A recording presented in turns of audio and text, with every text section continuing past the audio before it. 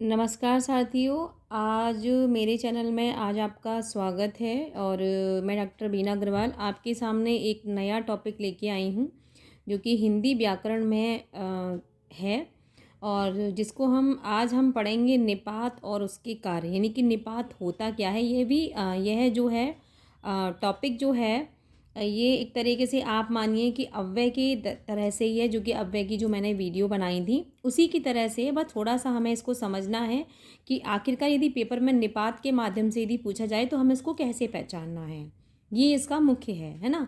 तो हम पढ़ेंगे निपात और उसके कार्य, यानी कि निपात आखिर होता क्या है। देखिए, और ये जो मैं आपको कंटेंट किसी भी बुक में से पढ़ा रही हूँ, ये एक एज ए ऑथेंटिक बुक है और ऐसा नहीं है कि इसमें कुछ गलत है या मैंने अपनी तरफ से कुछ जोड़ा है। एज ए ऑथेंटिक बुक में से आपको इस जो है सिलेबस जो है या जो भी टॉपिक मैं आपको पढ़ा रही हूँ, ऑथेंटिक बुक में से ही पढ़ा रही हूँ, ठीक है। और मेन बात ये होती है कि हमें उस टॉपिक को समझ में आना चाहिए। बुक में से तो कोई भी पढ़ सकता है, लेकिन उस टॉपिक का कंटेंट जो है वो क्लियर होना चाहिए, ठीक है। तो निपात आखिर होता क्या है और उसके कार्य क्या हैं। देखिए कि वाक्य में किसी शब्द या पद के बाद जो अव्यय लगकर एक विशेष बल या अवधारणा को व्यक्त करते हैं, हम उन्हें निपात कहते हैं। जैसे ही, भी, तो, तक, मात्र, भर आदि।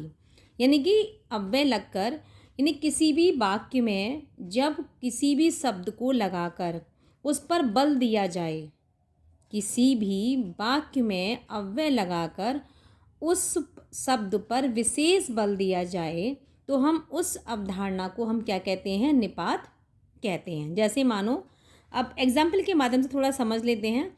वह, अब जैसे सेंटेंस सीधे सीधे माना कि जैसे माना वह अपने घर जाएगा, तो ये जो सेंटेंस है ये सीधे सीधे हो गया कि वह अपने घर जाएगा, आपने नॉर्मली तरीके से उसको बोल दिया।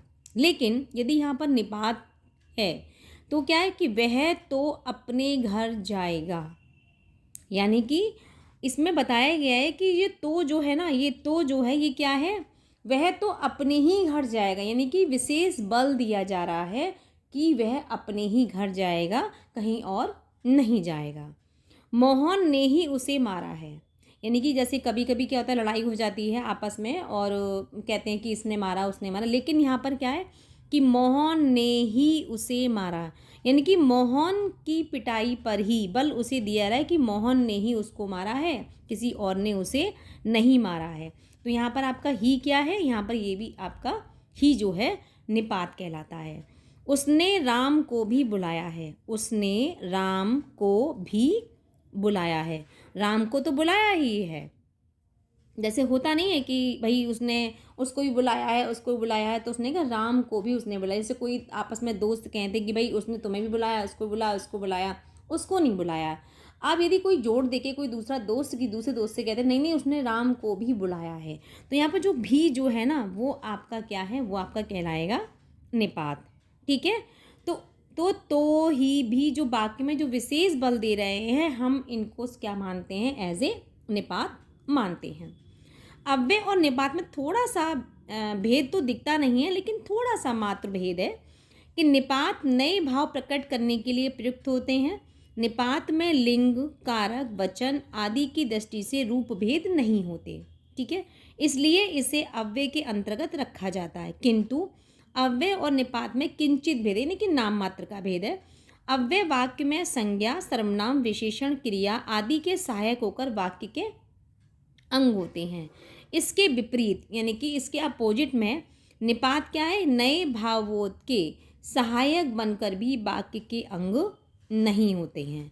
यानी कि अव्यय में वाक्य के अंग कहलाएंगे संज्ञा, सर्वनाम, विशेषण और क्रिया, लेकिन निपात में क्या है, निपात में ये सहायक अंग होकर भी सहायक अंग नहीं कहलाते हैं। ये लाइन हमें ध्यान रखनी है निपात और अव्यय के बीच में अंतर स्पष्ट करने के लिए कि अव्यय में तो संज्ञा, सर्वनाम, क्रिया, विशेषण क्या है, सहायक होकर वाक्य के अंग कहलाते हैं, लेकिन निपात में ये सहायक होकर भी वाक्य के अंग नहीं कहलाते हैं। निपात के प्रयोग से वाक्य के अर्थ की एक नई नई अवधारणा बनती है।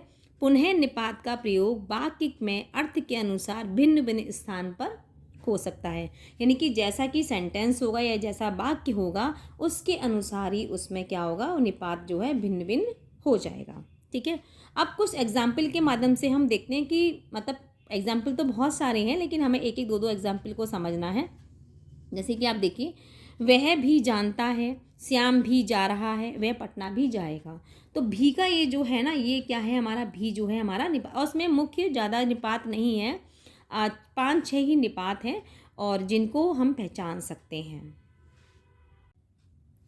अब देखिए सेकंड आपके सामने ही, राम ही आ रहा है, राम लखनऊ ही जा रहा है, वह कबड्डी ही खेलता है। यानी कि ही पर बहुत ज़्यादा विशेष बल दिया गया है, तो हम इसे क्या कहेंगे, हम इसे निपात की संज्ञा देंगे।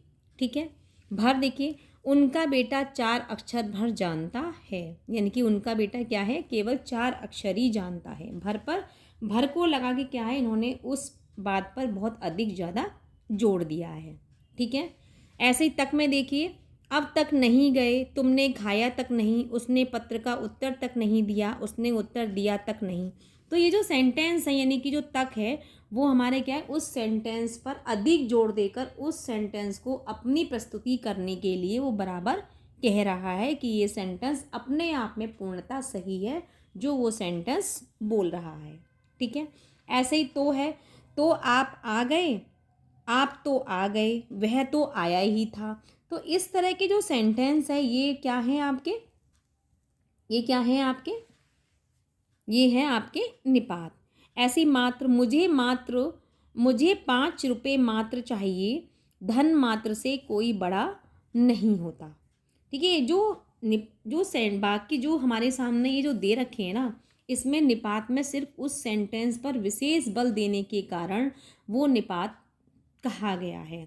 और निपात में और अव्यय में एक अंतर विशेष है कि अव्यय में आपने देखा होगा, मैंने आपको पढ़ाया था कि अव्यय में क्या है कि संज्ञा सर्वनाम इसके सहायक होकर बाकी के अंग बन जाते हैं, लेकिन निपात में इसके ये अंग सहायक होने पर भी इसके अंग नहीं बनते। ठीक है। तो आप इसको समझिए और इसको पढ़िए, बहुत इजी है, ये आसान है, बहुत जल्दी से आपको समझ में आ जाएगा। धन्यवाद।